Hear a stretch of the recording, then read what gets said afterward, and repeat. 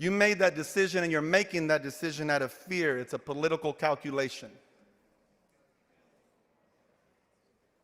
You are not free to be courageous and vote with your heart. One of the first times I ever came here, there was a mass, and the bishop gave a mass, and he said in Jewish times, men didn't make their decisions in their mind, they made them in their heart. Because then you could really tell what kind of heart a person had. And you may tell yourself that your heart is colorblind, but that's far from the reality of what these maps are. The intention of the map drawers, where is their heart? And for that matter, any member that votes for this map. If you truly believe in freedom and you believe in liberty, then you would believe in the principles of the American Revolution and the early Americans that fought because they understood and fought against taxation without representation. And you would vote no because that's exactly what this bill does. And by voting yes today, you're trying to take away that American belief in the democratic process, and you put us on a path to dictatorship. And you're no better, and we're no better than the monarchy that we left behind. You want people to give up, and we won't. So now's the time to be brave and courageous.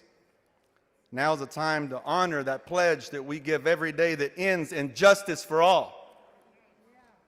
If we don't stand up for justice today, we will be on the same path where people are not heard, where their interests are not represented in their government, and where people will rise up and fight back.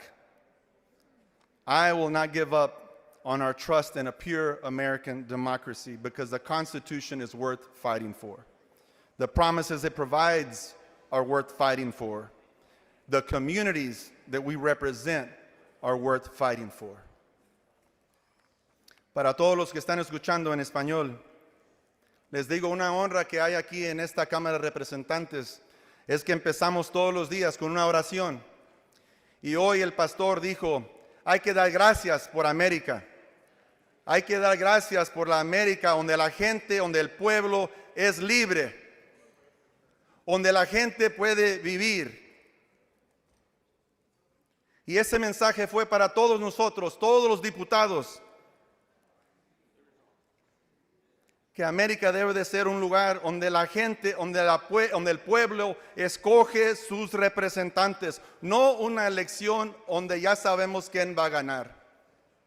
Los Estados Unidos no se puede convertir a un país como el que dejamos porque venimos aquí por refugio, porque las promesas de la Constitución americana son diferentes de nuestros propios países. Aquí vivimos donde uno que es elegido tiene una responsabilidad al pueblo, no al revés.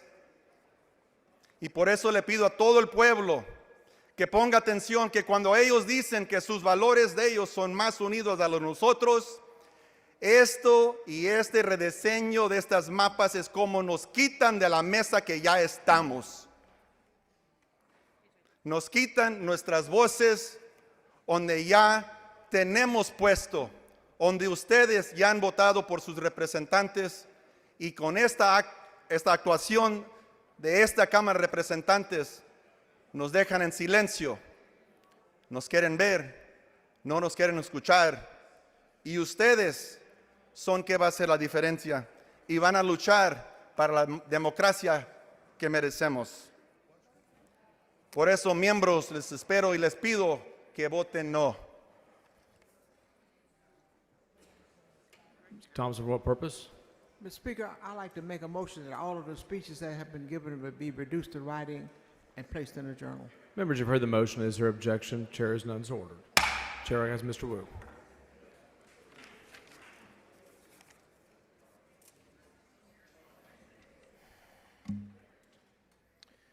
I'm very tired. It's been a very long session. I'm in the same clothes that I wore starting on Sunday night until now. I've been sleeping on the House floor with Ms. Collier for the last few days. I'm very tired. But I'm here to fight, and I'm here, and what keeps me going, what gives me strength, why we do this is not about Democrats. It's not about Republicans. It's not even about Texas. It's about you. We fight so hard because at the end of the day, this is about you and this is about us. Because America is about us. America was a place that God built to give the people a place of their own. A place that the people could decide what was good for them and what they needed. That's what this is really about. For everyone who's watching and you don't understand what everything's about, this is about you. Because over and over again, we have heard from people who have said, this is not working out for us. This American dream that we were told about is no longer functioning. Everything we've been told and told that we should believe in, and this is what this country's about, no longer applies. Growing up, I was taught that this was the place, the one place in the world where you could be anybody. You didn't have to have the right last name. You didn't have to have famous parents. All you needed to do was work hard, follow the rules, and you'll earn the American dream. And time again, we have seen Americans out there struggling and failing, and again and again and again. Because the American dream no longer works for them. And it starts right here. This is why it doesn't work. This thing that we're doing, this body that we're in, this podium that I'm in front of, your problems start right here. And it is this issue that is the linchpin. You may not understand gerrymandering, you may not understand redistricting, but I hope you understand lying, cheating, and stealing. Because this is what people do. People like Donald Trump, people like the Republican Party of Texas, when they can't win, they cheat. The problem is, that doesn't stop in this room. That doesn't stop at just politics. You end up with elected officials who no longer care what you have to say, no matter where you live and what community you represent, whether you're black or Latino or white or Asian, it doesn't matter. They say nice things to your face. They say they care about you. And they take care of themselves. And they take care of their buddies. And they take care of their donors. And they take care of their king. Today, we had an opportunity to do something that the people actually wanted. Democrats and Republicans say, we should release the Epstein files. One of the greatest scandals in American history, one of the single largest incidents of human trafficking. Such a shameful act that our own government has helped to cover up because the people implicated are the wealthy and the powerful, people in Congress, people out of Congress, but people who control this nation and decide the rules for us. We had a chance to put on an amendment that would simply say, you're going to do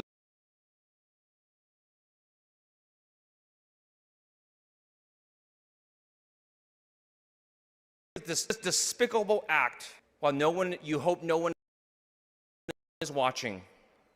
Some sunlight. We should at least have an ounce of sunlight to replace the ton of darkness that this puts upon us. And all it would have said was, if Donald Trump really wants this so badly, then condition it on his release of the Epstein files. I know people are laughing.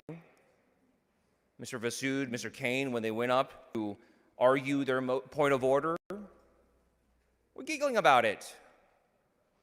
Repeatedly saying, oh, make sure you put in there that Epstein didn't kill himself. Because they know that Americans across the board care about this, whether they're Democrats or Republicans or nothing at all. They want transparency, they want accountability, and they want justice.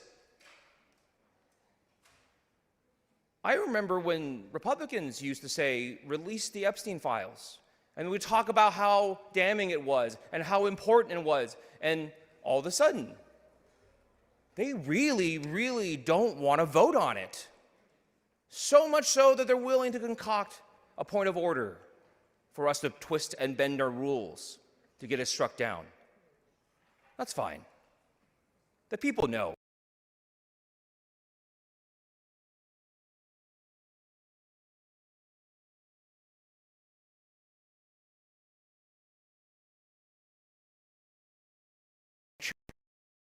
You went to great lengths to not to. Congress, with a 2-seat Republican majority, intentionally purposely left early so they could be out until September so they wouldn't have to vote to release it. And you complain about us being gone for a couple of weeks. Congress is gone until September so they don't have to release the Epstein files. At the end of the day, this is about whether or not we will have a government that actually listens to us and actually does what we say, because every time people come out and say, we want education, and they say, well, here's some books we're going to ban. Every time we say, where is our health care? Why are people going bankrupt because somebody broke their leg? And they say, well, we're going to beat up on trans kids for you. Every time people ask, what happened to all the good jobs that we used to have? And they'll blame abortion or divorce or I don't know what else. Because whatever they want to do is they don't want to answer to the people. They don't want to answer why aren't they doing what they said that they would do. The answer is right here at this podium. On this issue, because when you redistrict in a way that you can make it so you don't care who the voters are anymore, then you won't care who the voters are anymore. My fellow Americans,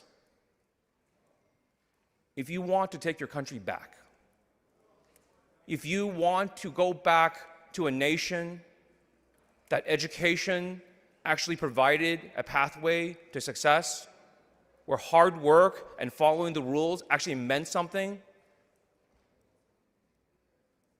where just because you were rich and powerful does not mean you get to evade justice, then start fighting. Start here. Texas will have to go to the courts.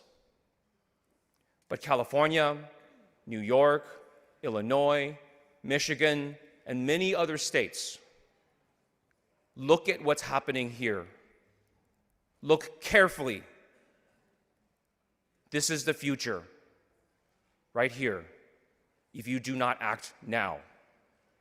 What Texas looks like, this process, this division, this partisanship, and most importantly, leaders who simply do not give a damn what you need or want anymore. If you do not stand up today and push back, the American dream will be dead, and our democracy will fall. Mr. Hunter to close.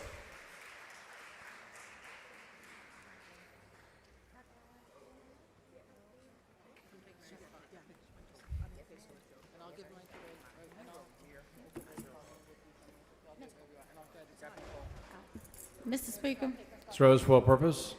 does the gentleman yield for a few questions? Gentleman Not yield at for this questions? time. Not at this time. Okay. At any time? If you've walked back, maybe. If I what?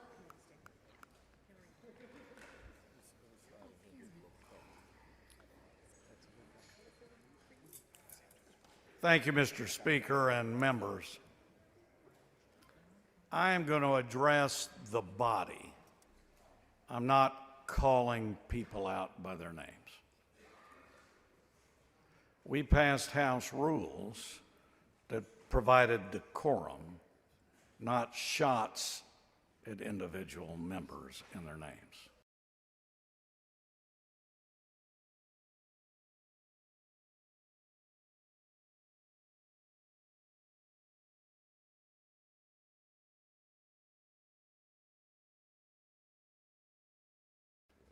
So let me,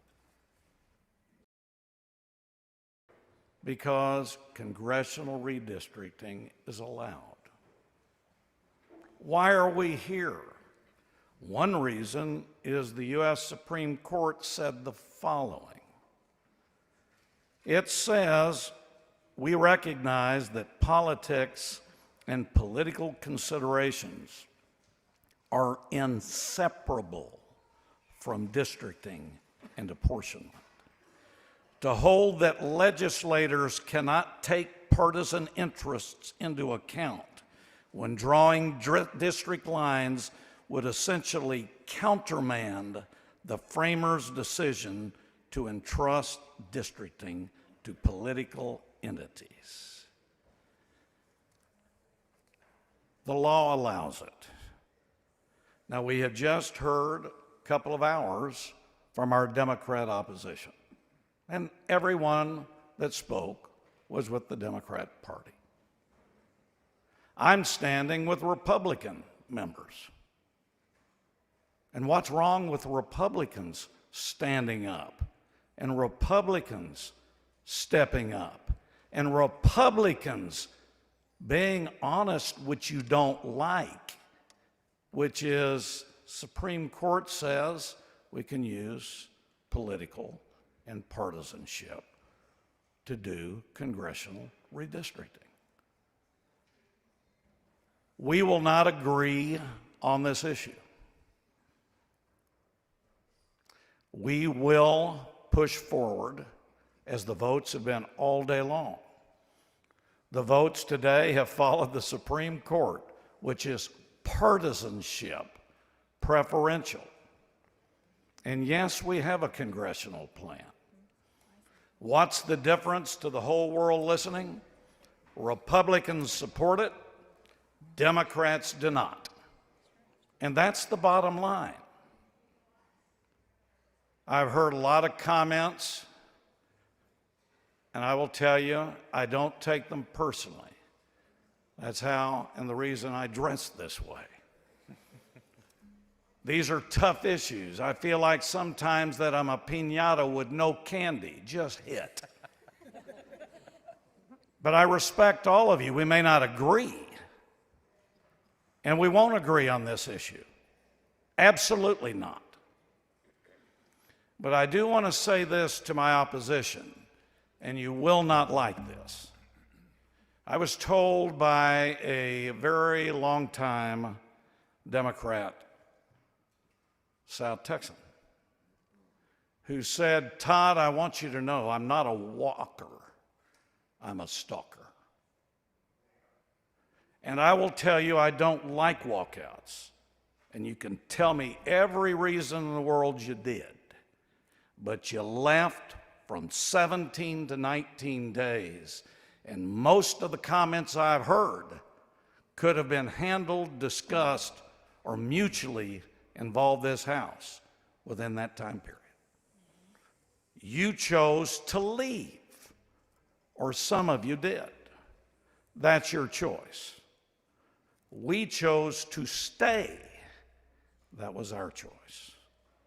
So, members, I want everybody to know this is the plan. It has been supported.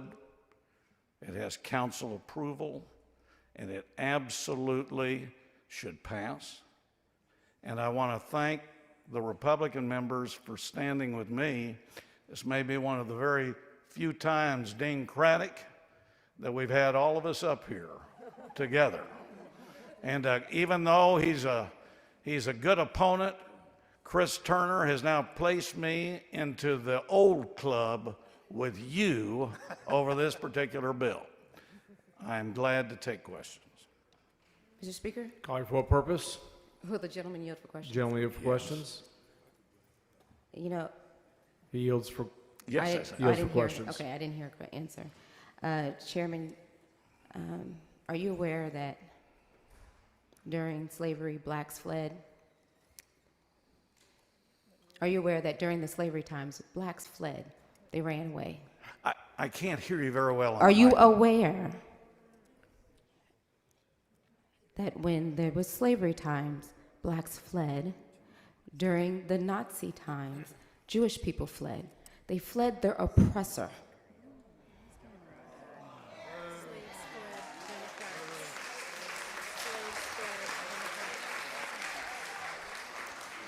Mr. Speaker, I notice that Republicans don't get help. the chair advises the guests that the rules of the House strictly prohibit by visitors in the gallery. If there are additional demonstrations or outbursts in the gallery, the chair will order the sergeant at arms to clear the gallery under the House's constitutional authority to prevent obstruction of its proceedings. Chairman, Yes. this is a very powerful visual that you have up here that you Well, just it's- spoke about. And very good, because you all just did it. It's time the Republicans get to do it. Absolutely. You do it all the time. You all do it all the time. But let me just ask you some questions, because I think that this is an important visual for Texans, the voters of Texas, because our crowd of gang looks smaller than yours. And so I thank you for showing that visual, Well, it's because 88 it to doesn't look as 62, diverse. correct. It's Your- 88 to 62. Yeah, but your crowd does not reflect the diversity of Texas. Now I think we're What is your avoiding the understanding bill of the right requirements? now. What is your understanding? Sorry, Denise. What is your Katrina? understanding of the requirements of Section 2 of the Voting Rights Act? I could not hear. Would you repeat? Yes, sir. What is your understanding of the requirements of Section 2 of the Voting Rights Act? I don't have all the elements here, but the Voting Rights Act needs to be followed. Section 2 is one of the biggest sections in there. As I've told you, just like, I hate to tell all of you, but there's a lot of photos of the scripts that were on your phones from organizations with lawyers out in the hallway. But we go to council, we present bills, and if they have approved them and tell us that we have followed these legal positions, we do, and that has been done. I'm sorry, I don't think that you answered the question. I sure did. What is your understanding? I just told you that. Again, I'll repeat again. I do not have all of the elements on the Voting Rights Act in Well, what Section elements do 2. you have? No. What I elements do you have? Mr. Speaker, can I ever get a chance to finish my answers. I thought we had ruled that a question and I get to answer. Members, make sure that you allow each other to finish the question and answer so the members in the gallery can hear the debate. Thank you. Repeating, do I have all of the Voting Rights Act criteria in front of me? No. Do the lawyers that I've worked with? Yes. Can I go make a call and get it to folks? Yes. You can do the same thing. Section 2 in the Voting Rights Act is what has been looked at in redistricting. Petaway has changed the law. Rucho has changed the law. Many of you, Representative, are talking about 2021. I do get a kind of an interesting deal, everybody. You complain about 2025 and tell me 2021 is okay, but you sued me on 2021. I don't know which way to go. So But my point is, do I have them right here? No. But not asking do I that. feel, you just asked me, I do want I to know have your the elements? I understanding, though. told you. I'm asking what you understand it to mean. I told you, I understand. You want me, let me go back to the beginning of the speech that I gave that No, to no, you. I just want to know. Well, no, you what you asked. understand it to mean. I read it Okay. to you at the very beginning. This was done when we started today. Okay. Another important law that we must follow is a federal law known as the Voting Rights Act of 1965. Although race cannot be the predominant factor in drawing maps, Section 2 of that act prohibits enactment of any plan that restricts minority citizens from having an opportunity to elect their preferred candidate of choice in certain circumstances if they exist. That was my knowledge, and I placed it out at the very beginning of the debate. And so that's your understanding. That's my general understanding. Well, thank you. There's for a saying lot that. more. Thank you for. And you can go into the various cases. But Did you perform- RUCHA, too, involves the voting rights along with Petaway. Did you perform any racially polarized voting analysis in drawing these maps? Okay. I have been asked that question. I will answer it again. Did Todd Hunter personally? No. Did Todd Hunter go to a law firm that performed all review? The answer is yes. And what is that law firm? Their name is Butler Snow, which was stated on the microphone a few hours ago. Okay. And they performed the racially polarized voting analysis in drawing the maps? I went to the law firm, told them what the goal was. They prepared. If anybody has the specifics, they have it. But did they perform any racially polarized voting analysis in drawing the maps? The second time, I told you I have no personal knowledge, but I'm sure the law firm performed everything they needed to do. What did they need to do? Well, I hope I'm not the one having to tell law firms what to do, but if they know anything about redistricting, they know about Petaway, they know about Rucho, they know about the Voting Rights Act, they also know about the other Fifth Circuit as well as U.S. Supreme Court. My view is you would go through all of those areas and you rely on the firms, just like your groups are. Some of the ones that you said you represented, I know who your lawyers are. And you go to them, they perform analysis, and they gave you the scripts on your phone today. All I did was go to a law firm, and they orally gave me my information. And then I prepared it out. Did I personally go to everything? No. That's why I rely on professionals who can give me that detail. You make assumptions, and you know what they say when people make an assumption. Well, I mean, an assumption could mean anything. So I know, don't but know you what you're talking assumed that I about. went with some lawyer. I'm sorry, I can't hear You you. made an assumption about what I did with a No, lawyer. I did not make it about you. Did you perform any electoral performance analysis in drawing the majority-minority districts in this map? Same answer that I've just given you, same answer that I have given everybody. We went to a law firm who had the expertise. They prepared everything. that I was told they needed to do. Is that a no? I told you personally I did not. Thank and you. I went to a law firm who performed it and gave me the information. Besides the law firm, did anyone else involved in the creation of this body, of this map, perform that type of analysis? That I don't know. The evidence at trial at the League of United Latin American Citizens versus Abbott case, the one that's in El Paso, was that the Attorney General's office has a system to perform racially polarized voting analysis. Was that used at any point on your map before today? Personal knowledge, I don't know. And you said that Butler Snow was the, Butler Snow is the law firm. and you don't know if they did that type of analysis? I don't know what they did, but I'm sure they did everything they needed to do. All right. And this Butler Snow law firm, are they your personal lawyer? Okay.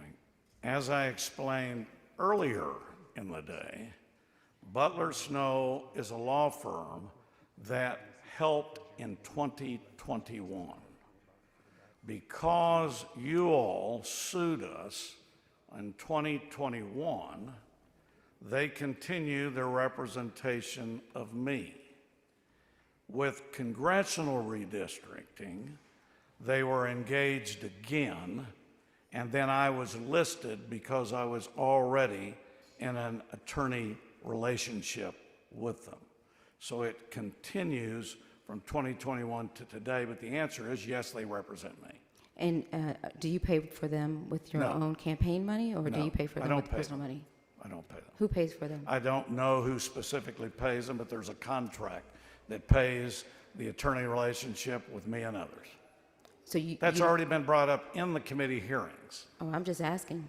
Yeah, well, I mean, you're asking, I noticed the people that know this aren't at the back mic.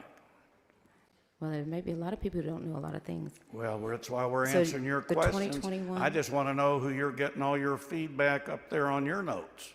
But Well, I'm I not wrote going to them. ask you who. I wrote them myself. And I won't ask some of the members who took photos of your scripts to disclose that too. Okay, And just remember, Is it your belief? Representative, in Is it your belief? 2021, sure. I was the chairman of redistricting. There sure are a lot of you in the back that came and asked me to help you. Well, that's how And you now made it. today, Wait. That's how you had now it. today, I'm getting an attack. So I guess it was okay for you to ask for my help in 2021, and then today attack us. Well, when we're not included in the process and you You control left the for whole 17 to 19 days. How could you be included? process. Again, when Again, that's correct. Again, in 2021, you did also. when you oppress, when you are oppressed, you try to flee the oppressor. We Is it your disagree. belief that you can be fairly We disagree confident? with you. Is it your belief that you can be fairly confident how a district will vote, Republican or Democrat, by the racial percentage No. of the citizen I voting don't- age population No, I do not in that think. district? No, you didn't. I get to finish. Oh, I had to finish You my asked question. a question. No, you didn't. You asked me. Nobody knows who's going to win an election. That's why I disagree with most of your all arguments. That doesn't mean a Republican or a Democrat are going to win. You have new criteria that may give people some energy to run and maybe some areas they can do better in, but it doesn't say who's going to win. None of us can predict who's going to win an election. Then why are you changing the maps now? Well, one of the reasons is for partisan reasons under Rucho, and to give Republicans an opportunity where they haven't in the past. The composition of CD 30 under the proposed plan creates a black majority citizen voting age population district in Dallas County. Is that correct?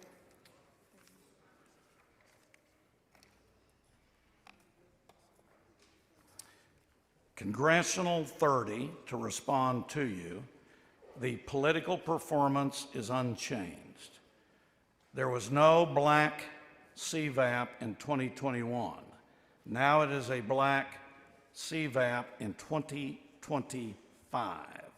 So everybody has the information. The black CVAP in 30 is 50.41%. The political performance is still Democrat. Did you or the map drawer perform any analysis to determine if, under the currently enacted plan, black voters could elect their preferred candidates in the current CD 30 as it is composed? If they did, I have no personal knowledge. But did you? I've told you before, Todd Hunter has no personal knowledge. The law firm would have committed and practiced the analysis. Did you or the map drawer perform any analysis to determine if, under the currently enacted plan, black voters could elect their preferred candidates in the current Congressional District 33? Are you talking about 2021? Because you said currently enacted. Well, my questions have been about current. The gentleman's time has Mr. expired. Speaker, It's called for what purpose? I move to extend the time for. The motion to extension of time, this will be the first extension of time. There is objection. Record vote. Clerk, please ring the bell. No, let's say no. No.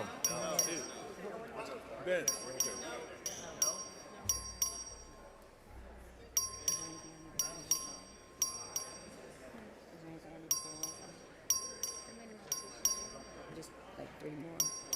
They just can't. I got 2 questions I want to ask him.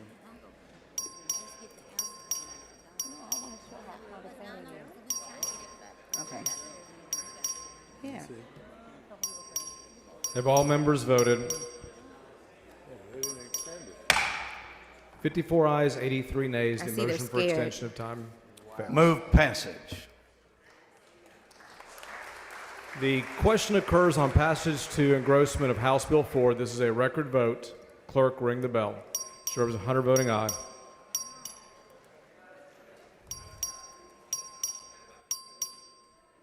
Have all members voted?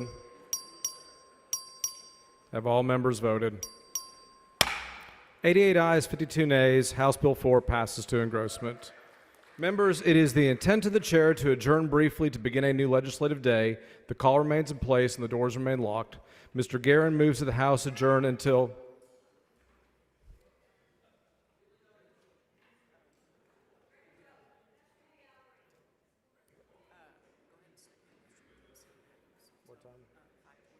until 5:25 today. Is there objection? Record vote has been recorded. There is objection. This will be a record vote. Clerk, ring the bell.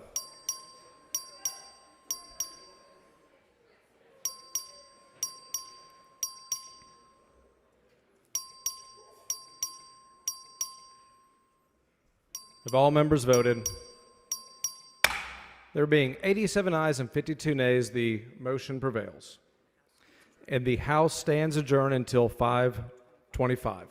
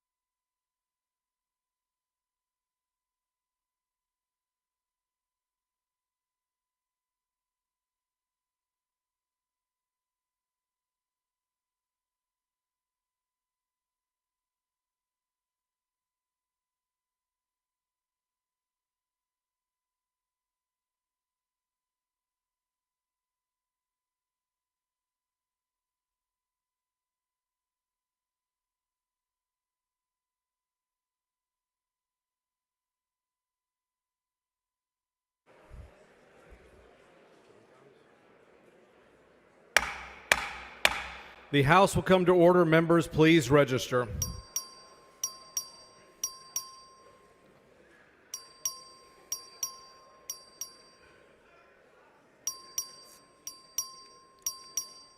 Have all members registered?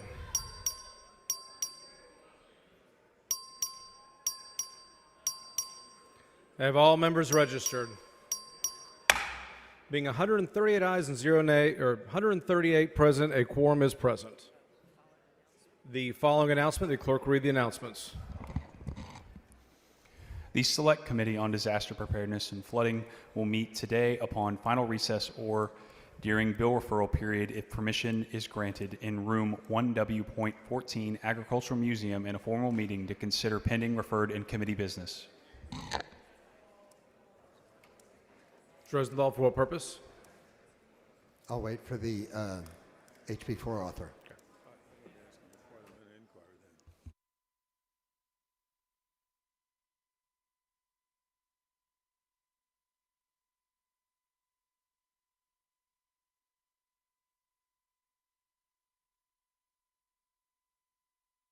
Mr. Hunter, Mr. Dutton, for what purpose?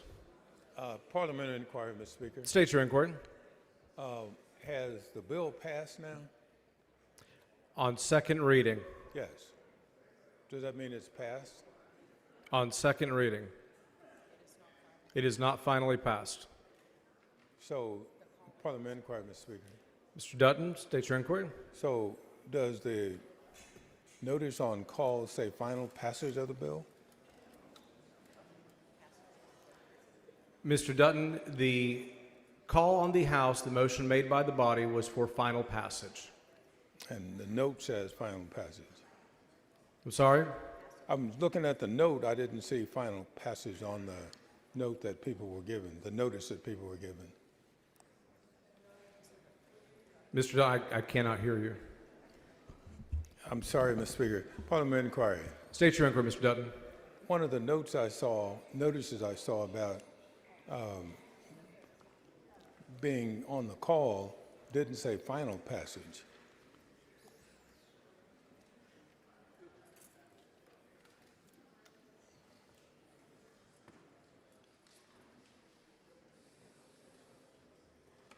The call was made, the motion by the body was until it's finally completed on third reading. Thank you, Mr. Speaker. Yes. Mr. Hunter for a motion. Mr. Speaker, I move to direct the chief clerk when engrossing HB4 to incorporate into Article 2 of the bill the text of the census geography for each district that describes the plan as finally passed by the House. Members, you've heard the motion. There is a record vote request on all votes today. The clerk will ring the bell. Show Mr. Hunter voting aye.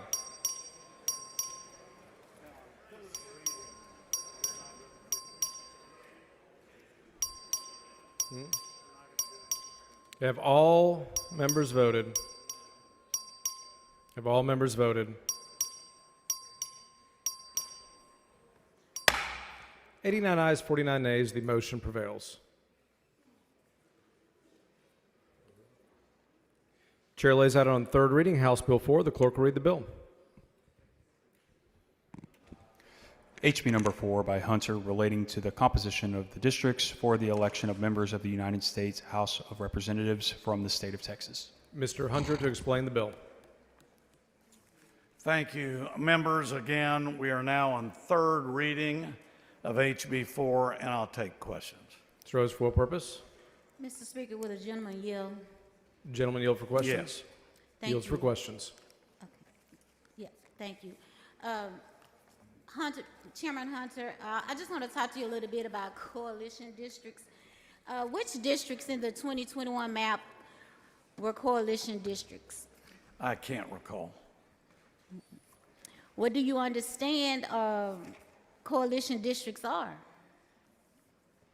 Well, if you'll go to Petaway, which we discussed on second reading about coalition districts, it will give you coalition districts as well as crossover districts. Coalition districts, as you're aware, are when, let's say, two minority groups are able to combine together. And what this says is you can have a coalition district, but you cannot use it to violate Section 2. So, so it's your view that coalition districts are illegal? Illegal? Well, I don't know if I can say they're legal. I They said are illegal. a term that was used prior to 2024.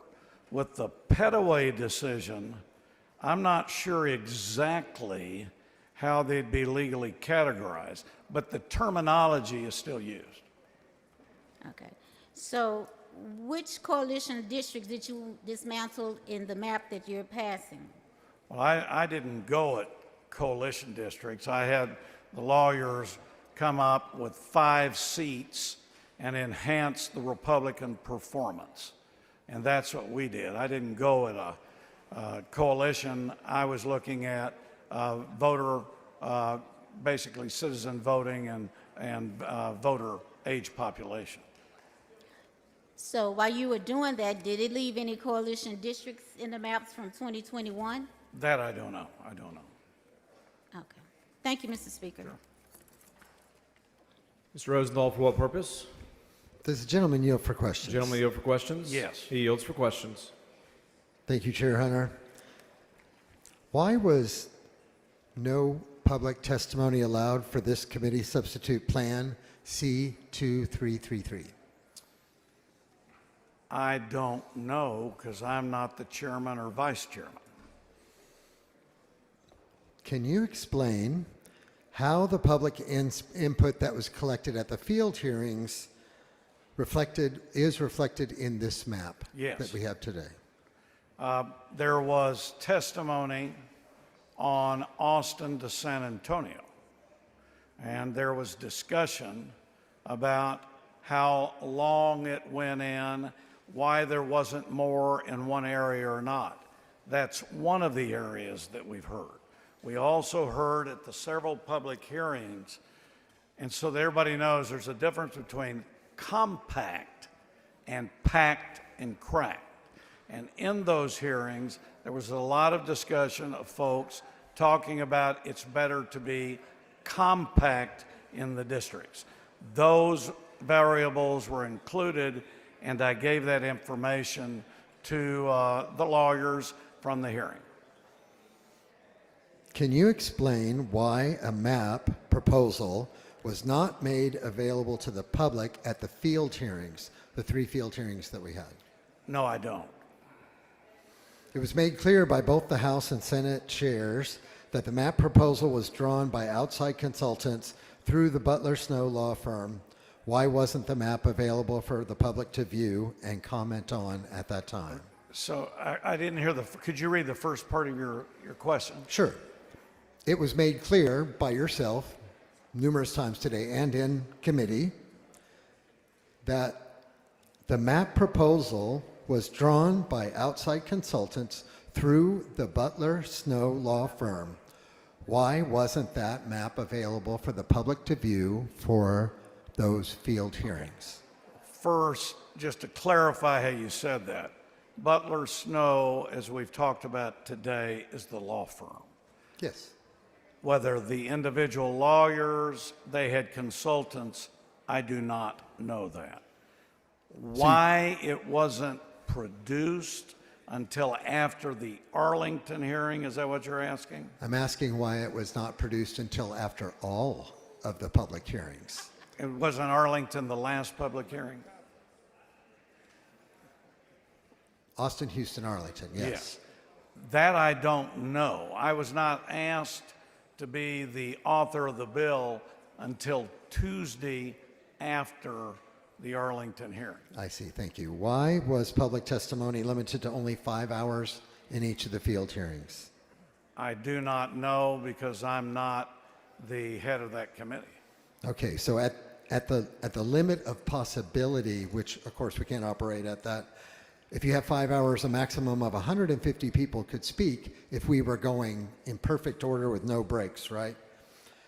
If each one had 2 minutes. Well, you know, I'll rely on your math, but they also had a portal. They could also bring in written testimony. I believe the chairman set up a system where people could provide written information. In fact, many of us got written information, so it wasn't just limited to oral testimony. Plus, you did have, I think Zoom was set up at one of them, but you had participating, and you could then turn in writing. But you would agree the math says if you had 5 hours for public testimony, for people to actually speak, the maximum number would have been 150 in each hearing. I said I'm relying on your math as Very an good. engineer. And so for the last hearing where we actually had a map to look at, 10 hours, that would have been a max of 300 people if you accept the math. I will rely on you as a House member if you've done the math. Do you know how many witnesses registered for the bill's companion in Houston? At the Houston hearing, Sorry, in the House hearing. The- So when we had the bill in front of us in the House, do you know how many people registered? I do not. It was around 500. Do you know how many people registered against the filed map? I don't. It was 473. Do you know how many were in favor? I don't. 3. It seems that the vast majority of Texans are not in favor of this redistricting. Can you remind us of why we're here if it's not to serve the people of Texas? Well, I disagree with you. We had hearings. You didn't mention what was brought up earlier today. I believe your party had field officers, at least in print, and robos going out getting people to the hearing. Now that sounds like people are driving people to the hearing to oppose. That was in print. 2, even if they did, I think it is constructive to have hearings to hear folks. I also think it's constructive when members are present to meet with us. And I also think it's constructive that the more we're together as a body, like you just said, we can get things done very, very well. So I believe that we did have the current and good operation. And I don't know why the numbers were the way they were, but I'm not surprised. I've been to many hearings where the opposition comes out, not necessarily the support, lots of that. That's nothing unusual to me. A few proponents of this map have cited population increase as a reason to redistrict. Can you remind us of what data was used to redraw this map? Was it anything to do with population increase? Could you, it echoes, could you repeat that question one more time? Could you tell us if population increase or population numerical data was used in terms of the change in the number of population? As I stated, we were voting on the bill earlier. All the data, all the information that was in the creation of the details were done by counsel or whoever they involved. Todd Hunter does not have personal knowledge of that, but relied on counsel. So, had nothing to do with any new official census data, right? That I don't know. I don't know if there's estimated census out there. I know there's a lot of trend data out there. I personally do not know the specific data. Got it. Do you think it's fair to voters to have their congressional districts constantly changed? Well, I'm not sure. Well, first of all, there's nothing that prevents redistricting to be continuing. That's true. So in the theoretical limit, But I hadn't finished. you could redraw the districts in front of every single election if we go down this path. Is that true? Theoretically. Theoretically, I doubt it because I don't think practically you could. But I do believe there is nothing that bars redistricting to be taken up at different times. We're not held to a 10-year standard. That's incorrect.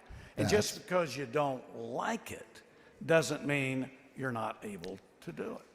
So I'll point out, do you realize that this whole process has taken you all less than 30 days. And so you can admit to the possibility that this could be done in front of every single election if you think there's a possibility you'll lose.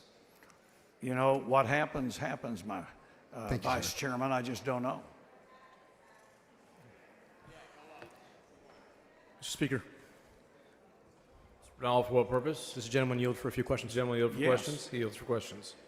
Thank you, Chairman. I'm just going to try to go through these quickly for time. I want to talk about CD 35.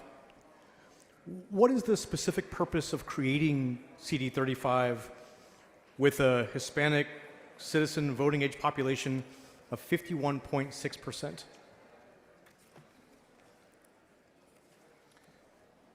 So your question is, why was it created? Right, with that, what I'll call a razor-thin margin. What is the purpose? I don't know what the purpose is on the margin, but this was under the Supreme Court, one of the districts that could be Republican, and so they used partisanship in it. Do you know if CD 35, with a Hispanic citizen voting age population of 51.6%, was created to comply with the Voting Rights Act? All right, you're talking about 35? Yes, sir. Okay. So everybody knows Hispanic CVAP in 2021 was 4586. In this bill, it is 5157. So we increased it 5.71 change. And I don't know if that was the council's goal, but I'm sure they used all this information to create it. So to that point, just need to ask, do you know the purpose of the geographic changes to CD 35? It was moved out of Travis and I-35, out of Kyle and Buda. So this is one of the ones where the vice chairman just asked. We heard testimony in the hearings about Austin to San Antonio. And this is one of the ones that was suggested we may want to take a look at this area because it goes all the way down. And so I am sure that was one of the factors that was taken into 35, and it's now a new Hispanic CVAP majority district. And Republican does performance increase, absolutely. Do you know whether or not, when approaching, let's call it the current or previous version prior to this map, the previous version of CD 35, when I say previous, I mean the one that is now, before these maps might be implemented, certainly hope not, but do you know if that district was required or protected by the Voting Rights Act? Do I know? Well, whether the current configuration of CD 35. Understand. Okay. The law changed since 2021. That's what we've been saying throughout the day. So the law has changed, and we're able to use different elements and information than we've had in the past. In 2021, I cannot recall here exactly how some of these were created. The problem that I have with your question is then your side filed a lawsuit that is pending in El Paso. And so I don't know what's being determined there. Understood. You've mentioned some of the conversations you had in committee. You've mentioned that the law has changed since 2021. Are you saying that the current version of CD 35 is a replacement for the previous version? And when I say current, I'm saying, are you saying that the proposed version of CD 35 is a replacement for the CD 35 that we have now? I don't know about the word replacement, but I've been very upfront. This is a absolutely brand new created Republican partisan supported performing district. 9, 28, 3435. Thank you, Chairman. Dutton, for what purpose? Will the gentleman yield for questions? Gentleman Sure. for questions? Yield for Absolutely. questions. Absolutely. Thank you. Now, as I understand it, the changes that you're in this bill come about as a result of a law change in 2021? I'm not sure your question. 2021, we had redistricting. It is challenged in federal court. 2025, we are presenting a new congressional plan that allows 5 additional Republican performing partisan seats. But that's the result you said, I thought you said, of a law change in 2021. No, I said one of the elements that is being looked at since 2021 were court cases. And that is, I didn't mean to cut you off, but that results in this bill, essentially. I'm not sure that's what results in the bill, but I will say that is an element of this bill. So what else happened between the last redistricting and this bill that causes you comfort to make these changes? Well, number one, in 2024, the Petaway case was decided. And there they said Section 2 of the Voting Rights Act does not authorize separately protected minority groups to aggregate their populations for purposes of a vote dilution claim, and it does not require political subdivisions to draw precinct lines for these particular groups. So this changed a lot of the law that happened in 2021. And Then sorry. the Rucho case, which was before 2021, 2019, has been reviewed and studied since that time, and then it, along with Petaway, for partisan redistricting, has become very strong on the law circles. Or at least it changed the law. I mean, you're saying strong, but it essentially changed the law. I agree. In regards to that. Well, you know, I find that interesting, but certainly I want to compliment you. I wish you all had been around for quite some time, because are you aware of Brown versus Board of Education? I'm aware of it. And you know, it's 1956 case, right? It's a long time ago case. Yes. Right. And I was in elementary school when that came down. And you know when they finally implemented it? I was in college. And so if they could have done it with the same speed that you all are doing this, we might have a different conversation right now. And I just want to thank you for being able to change the whole concept of all deliberate speed. Mr. Speaker, Ms. Weiner, for what purpose? will the gentleman yield for questions? Yes. Does the gentleman yields for questions? About 15 seconds. Representative Hunter, I'd like to know what your constituents in Nueces County have in common with mine in Buda and Kyle. Because you're inaccurate, I've heard that all day about Port Aransas. Port Aransas is about 15. Gentleman's time has expired. Mr. Speaker, I move to extend the gentleman's time. There's a motion to extend the time. There is an objection. A record vote has been requested on all motions. All those in favor of extending time vote aye. All those opposed vote nay. The clerk will ring the bell. Show Mr. Hunter voting no. Show Mr. Morgan voting no. Show Mr. Jones of Dallas voting aye. Have all members voted? Have all members voted? There being 52 ayes and 84 nays, the motion fails.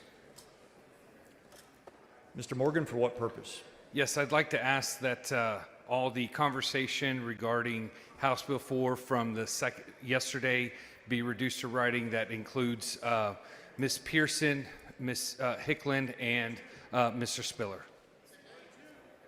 Mr. Morgan, that request has already been addressed and will be reflected in the journal. Okay, thank you.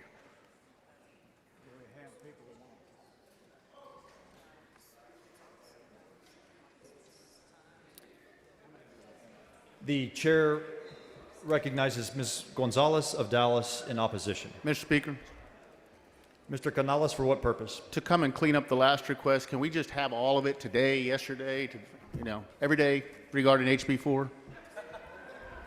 That request has already been made, Mr. Canales. The chair recognizes Ms. Gonzalez of Dallas in opposition to the bill. Thank you, Mr. Speaker, members. I rise today in fierce opposition to HB4 and for what it represents for my community and the Latino communities across Texas. This body, this legislature, spends a lot of time demonizing my people. Many of you even campaign on it. Latinos, whether in North or South Texas, whether they are first-generation citizens or can trace their lineage back to the founding of this state, have been attacked consistently by their government for as long as Texas has existed. And here we are again, being forced to sit through it once again, in a manner that is not just unjust, but inconsistent with our U.S. Constitution. This map doesn't just draw new lines. It draws a painful and familiar conclusion that our voices don't matter, that our communities can be sliced up and diluted and ignored, that we can be visible in the labor force and the tax rolls, but invisible when it comes to representation. In Dallas, neighborhoods with large Latino populations, places like Oak Cliff, where I live, Bachman Lake, parts of Pleasant Grove, are being carved apart. Precincts are being split block by block, families put into different districts, communities divided. These are not random changes. They are calculated erasures of political strength, and we see it for what it is. And it hurts communities like mine, but that's nothing new, I guess, with this body. You've heard these stories before from this very mic. Mexican Americans suffered through La Matanza and La Hora de Sangre in the early 20th century, where thousands were killed in state-sanctioned lynchings. It took the courage of one man, J.T. Canales, the only Mexican American in this House at the time, to investigate, to speak truth to power, and to demand change. The violence never stopped. It just changed form. It became regulatory, it became legislative, literacy tests, English-only ballots, Juan Crow laws passed right here in this chamber that sought to suppress our voice under the guise of governance. And the legacy lives on. In 2023, this legislature passed SB4, the Show Me Your Papers bill.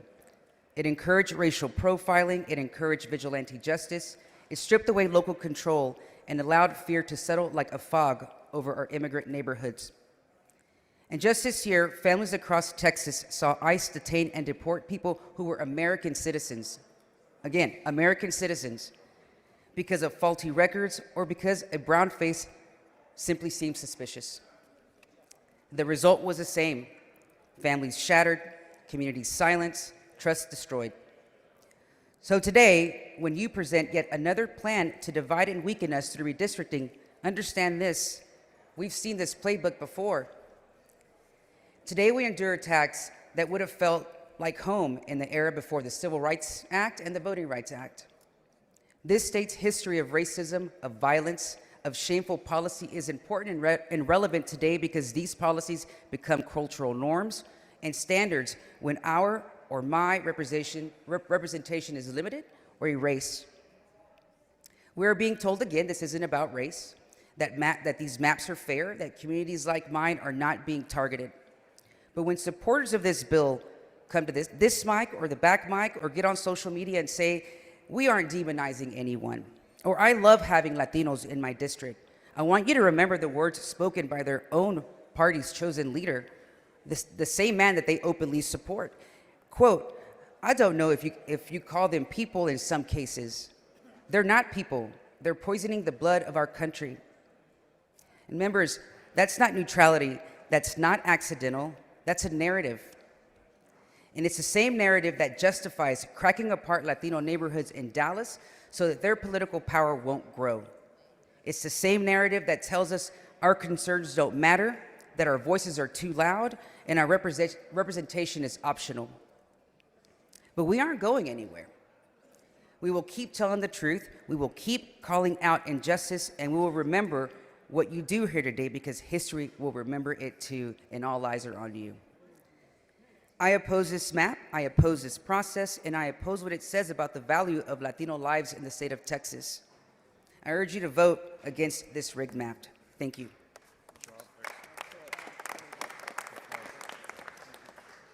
The chair recognizes Ms. Lopez in support of HB 4. Thank you, Mr. Speaker and members.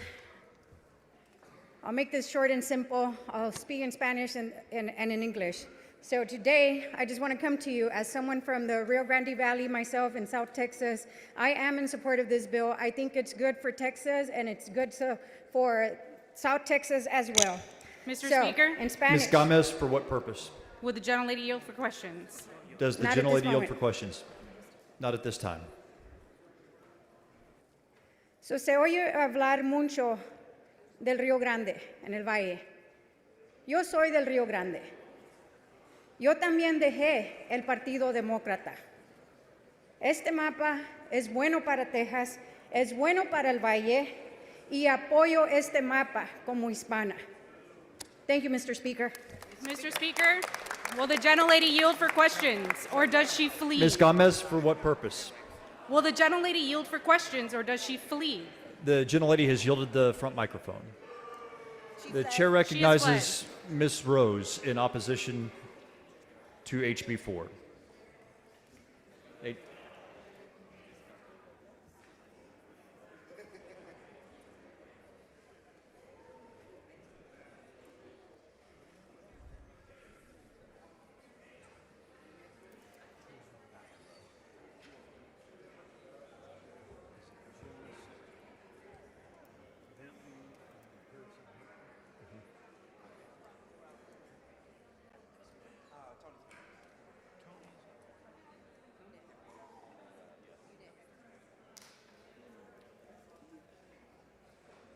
Chair recognizes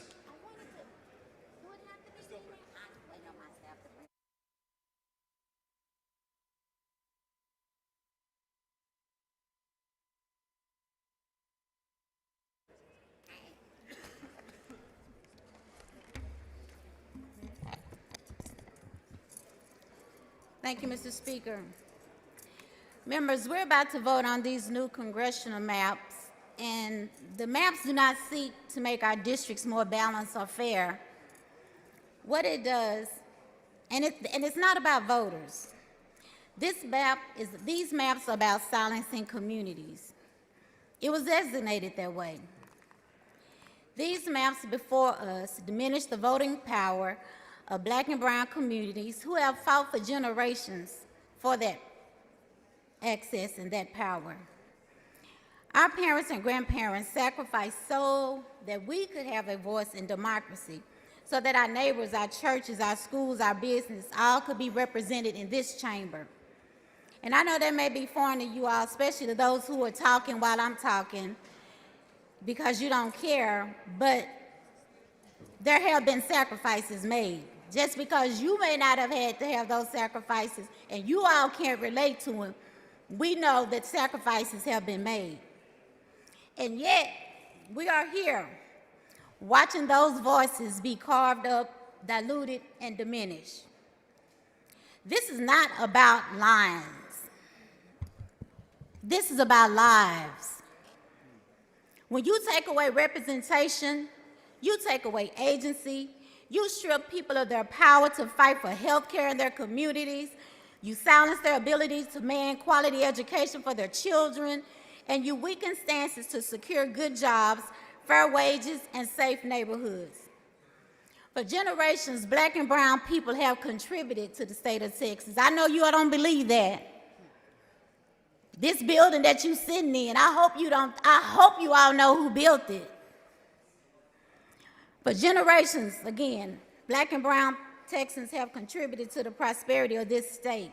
We pay taxes, we raise our children, we serve, we worship, and we vote.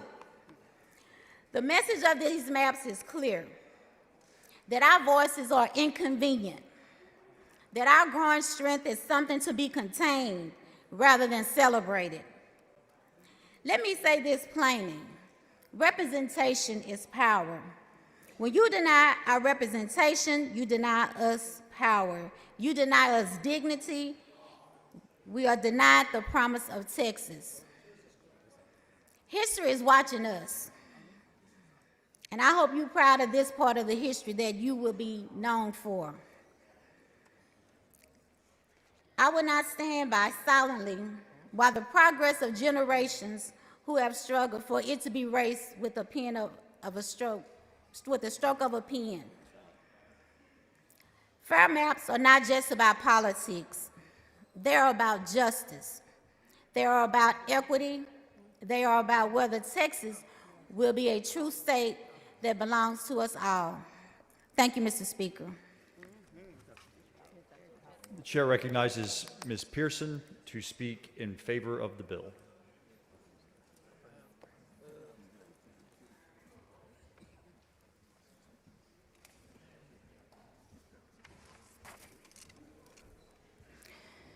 Thank you, Mr. Speaker. Members, first I want to thank Chairman Hunter and Chairman Vasut and the rest of the committee for their tireless work answering the governor's call. Chairman Hunter may not have taken the personal attacks and disrespect personally, but I did. The opposition gets to stand here and grandstand and say pretty much anything that they want, and we're expected to stand here and just take it. You call my voters racist, you call my party racist, but yet we're expected to follow the rules. Well, that double standard ends today. You know, I started out 15 years ago as a concerned citizen, and I became a volunteer activist. I didn't like what I was seeing, so I got involved. The more I learned, the more I dug in, because I was determined to change the trajectory of not just our state, but our country. And I would argue that I did that. From a founding member of the Tea Party movement to fighting on the front lines for President Trump in 2015, long before it was cool, I have traveled all over this country for the better part of a decade, and I can tell you that more and more minority voters are voting their values, not their skin color. And many of them are moving to Texas to escape the blue states because their values have been successfully gerrymandered into suppression. Now, I've heard the accusations that this mid-decade redistricting is going to silence voters and that it misrepresents the population of Texas. But history tells a different story. We are not the first state to do mid-decade redistricting, and we didn't invent the playbook. But who led the way? Blue states, the ones that you all fled to. The very party today crying foul, and the same party that's saying that they want a fair fight is the party that's pushing boys into girls' sports. They say we're diluting the minority districts. They call us racist, but the facts don't match your rhetoric. Texas currently has 0 black CVAP districts, and under the new map, there are 2. Now, I haven't been to 3rd grade in a really long time, but when you go from 0 to 2, that's an increase. Or perhaps you're using liberal logic. I have heard repeatedly that these maps are gerrymandered, but that doesn't fit the narrative either. That's just spin. Because in many parts of the state, the map eliminates gerrymandering. They emphasize compactness in whole counties and whole cities. Political performance isn't just legal, it is fair. And it reflects the voters of the state of Texas. The reality is the opposition is complaining that we are ungerrymandering the gerrymandering. Another complaint that I've heard is that we're silencing public input. But let me be clear. I sat through over 46 hours of public testimony. I listened, I traveled, and I heard the voices. And those voices are reflected in this map if you actually look at the map. But I understand the frustration. My colleagues on the other side of the aisle, they're struggling right now. Because the fact is, President Trump won Hispanic voters in the state of Texas.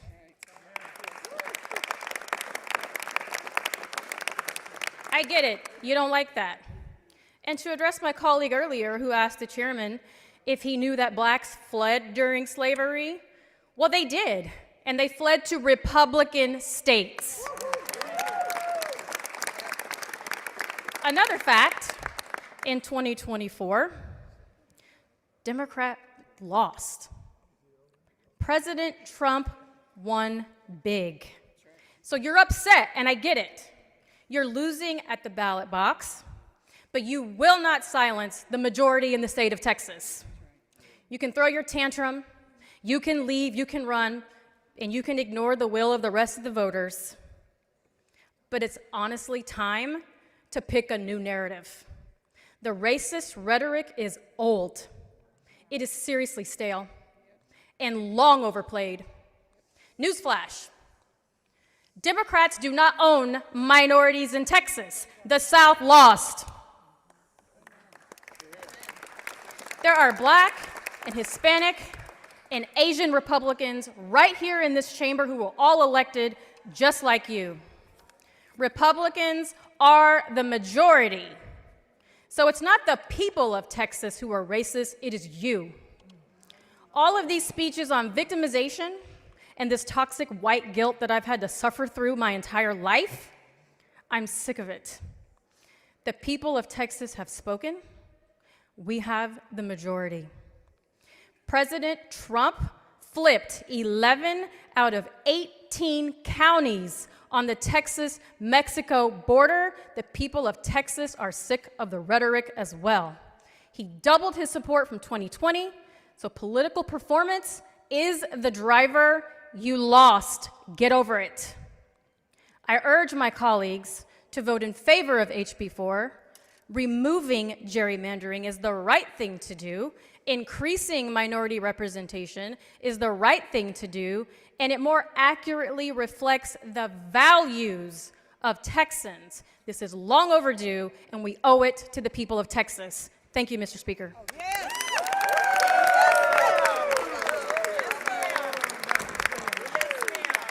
Chair recognizes Mr. Jones.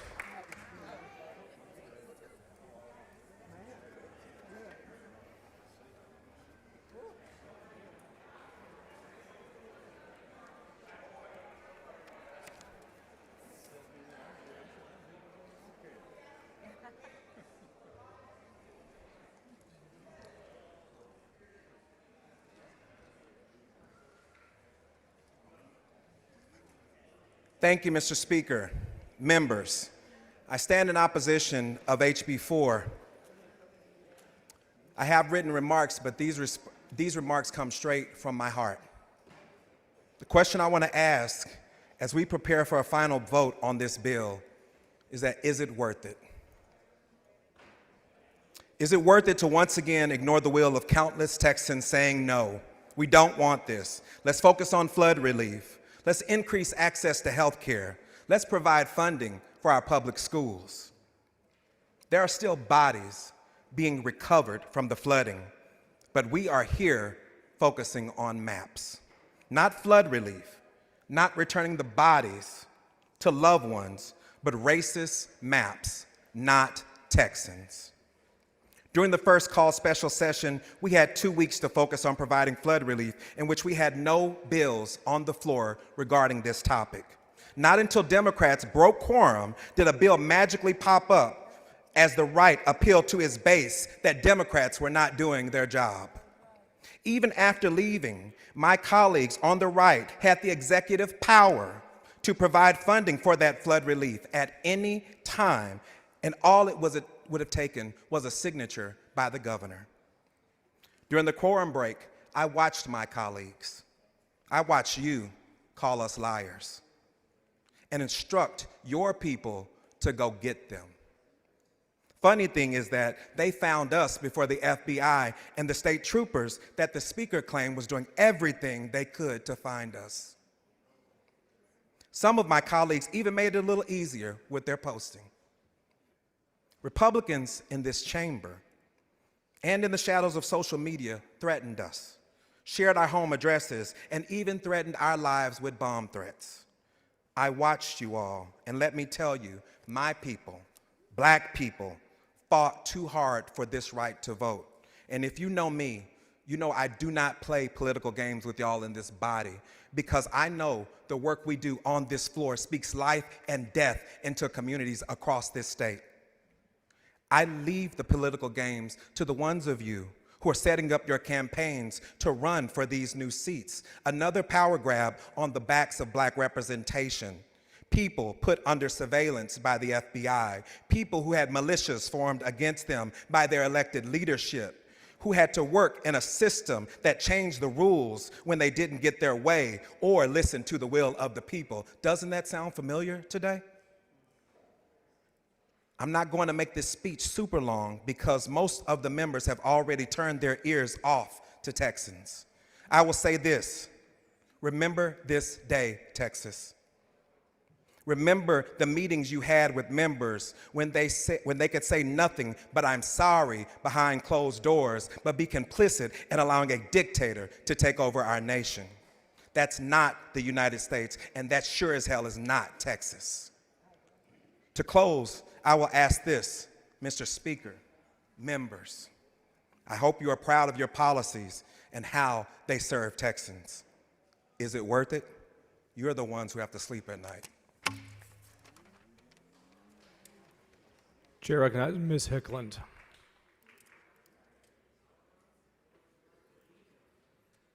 Hickland.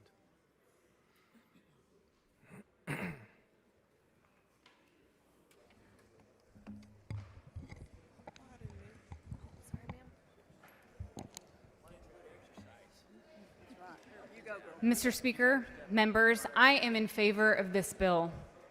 All day, we've heard arguments against this bill, and at the core, those arguments come down to two things: race and a person. At every single public hearing, members of Congress have stood up only to insult President Trump and also to insult those who support him. But here's the reality: 242 of Texas' 254 counties decisively voted to elect him. That fact alone shows the will of Texans. And yet, the other side keeps saying what we're doing here is racist. But notice this: they are the ones who keep bringing race into the conversation over and over again. It's been their argument at all of our hearings and on the floor today. In doing so, they're making an insulting assumption that someone's political beliefs, that someone's vote, can be predicted simply by the color of their skin. But let's be clear. It's simply not accurate to assume that minorities will always vote one way. We don't have to look any farther than the most recent election for proof. In the state of Texas, 55% of Hispanics voted for our current president. 55% of Asian Americans did the same. And now we're seeing a noticeable shift among African American voters towards Republicans. When we look at the details of the maps and these district lines, they reflect political performance of those areas. Irregular shapes are now more compact, lines drawn on natural boundaries, counties made whole, cities restored. It's more than a person, it's policies. We all campaigned and knocked on doors. We all heard concerns regarding the border, the economy, law and order, fostering safe communities, eliminating fraud, waste, and abuse in our government. These are the issues that have been championed by President Trump, and the policies overwhelmingly supported by Texans. Texans deserve representation that reflects our values, and that is exactly what this bill seeks to accomplish. In this body, we have seen some hard-fought wins, ensuring that only citizens vote, empowering parents to choose their children's education, protecting children from obscenity, defining a woman. Why was that hard? We are proud Texans. We are proud Americans. Let the people choose their elected officials. They did, and this effort is in response to that. Vote for this bill. Chair recognizes Mr. Hunter to close.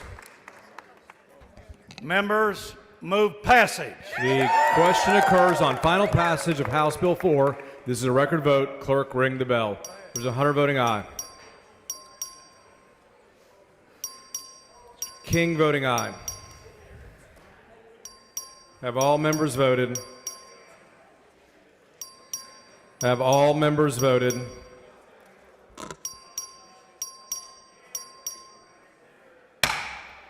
"88 ayes and 52 nays. House Bill 4 is finally passed. Members, the call on the House has expired. The doorkeeper may unlock the doors. The Speaker's desk is clear. Mr. Guerin moves that the House recess pending the reading and referral of bills and receipt of messages and administrative actions till 10 a.m. Thursday. Is there objection? Chair hears none. The House stands recessed pending the reading and referral of bills, receipt of messages, and administrative actions. The following bills and resolutions on first reading and referral. The clerk will read the bills and resolutions. HB number 38 by Schofield, relating to the rate at which interest accrues in connection with the deferral of abatement of collection of ad valorem taxes of certain resident homesteads. Further, the Committee on Ways and Means. HB number 41 by Schofield, relating to the establishment of a limitation on the total amount of ad valorem taxes that certain taxing units may impose on the residence homestead of individuals who are disabled or elderly and their surviving spouses. Further, the Committee on Ways and Means. HB number 46 by Tepper, relating to a limit on political subdivision expenditures. Further, the Committee on Intergovernmental Affairs.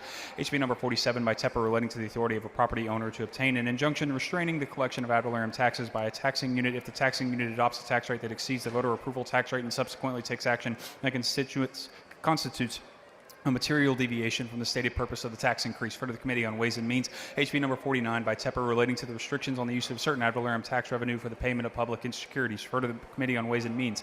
HB number 62 by Gervin Hawkins, relating to the operability of first responder public safety communication services used in responding to natural disasters or other emergencies on the Capitol grounds. Further, the Committee on Disaster Preparedness Flooding Select. HB number 64 by Kane, relating to a vacancy in the office of a senator or representative due to the excessive absence. Further, the Committee on State Affairs. HB number 77 by Kane, relating to the repeal or limitation on certain state and local taxes, including school district maintenance and operations, ad valorem taxes, the enactment of a state and local value-added taxes, and related school finance reform imposing taxes. For the Committee on Ways and Means. HB number 83 by Slauson, relating to the repeal of additional ad valorem taxes imposed as a result of change or use of certain land. For the Committee on Ways and Means. HB number 84 by Tepper, relating to limitations on increases of the appraised value of certain property for ad valorem tax purposes. For the Committee on Ways and Means. HB number 85 by Gerdes, relating to the vote required in election to approve ad valorem tax rate that exceeds a taxing unit's voter-approved tax rate, making conforming changes. Further, the Committee on Ways and Means. HB number 92 by Toth, relating to the repeal or limitations on certain state and local taxes, including school district maintenance and operation ad valorem taxes, the enactment state or local value-added taxes, and related school finance reform and proposing taxes. Further, the Committee on Ways and Means. HB number 98 by Kerwin, relating to the repeal or limitation on certain state and local taxes, including school district maintenance and operation ad valorem taxes, of enactment of state and local value-added taxes, and related school finance reform and imposing taxes. Further, the Committee on Ways and Means. HB number 99 by Dean, relating to the repeal of or limitations on certain state and local taxes, including school district maintenance and operation ad valorem taxes, the enactment of state and local value-added taxes, related school finance reform, and directing the comptroller to identify alternatives to local ad valorem taxes imposing taxes. For the Committee on Ways and Means. HB number 100 by Dean, relating to the use of certain federal funds received by the state to provide property tax refunds to Texas homestead owners. For the Committee on Ways and Means. HB number 101 by Dean, relating to requiring voter approval to certain local tax rate increases adopted pursuant to a disaster declaration. For the Committee on Ways and Means. HB number 108 by Zwiener, relating to the authority of a county to establish drainage utilities, imposing drainage fees, and regulate land use for purpose of flood management. For the Committee on Disaster Preparedness and Flooding Select. HB number 117 by Zwiener, relating to the authority of a county to regulate impervious cover of an unincorporated area. area of a county for the Committee on Disaster Preparedness and Flooding Select. HB number 119 by Lalani relating to the Emergency Preparedness and Contingency Operations Plan, Inspections and Enforcement for Senior Retirement Communities for the Committee on Disaster Preparedness and Flooding Select. HB number 122 by Landgraf relating to eliminating certain state-required assessment instruments of certain end-of-course assessment instruments not required by federal law for the Committee on Public Education. HB number 125 by Zwiener relating to the regulation of stormwater management by certain counties for the Committee on Disaster Preparedness and Flooding Select. HB number 139 by Isaac relating to the calculation of certain ad valorem tax rates of a taxing unit in the manner in which a proposed ad valorem tax rate that exceeds the voter approval tax rate is approved, making conforming changes for the Committee on Ways and Means. HB number 144 by Money relating to the protection of an unborn child's rights and criminal liability and justification for prohibited conduct for the Committee on State Affairs. HB number 159 by Shaheen relating to the use of interim testing and adaptive growth-based assessment instruments for certain required assessments of public school students and prohibiting the use of results of certain required assessment for the public school students for certain purposes for the Committee on Public Education.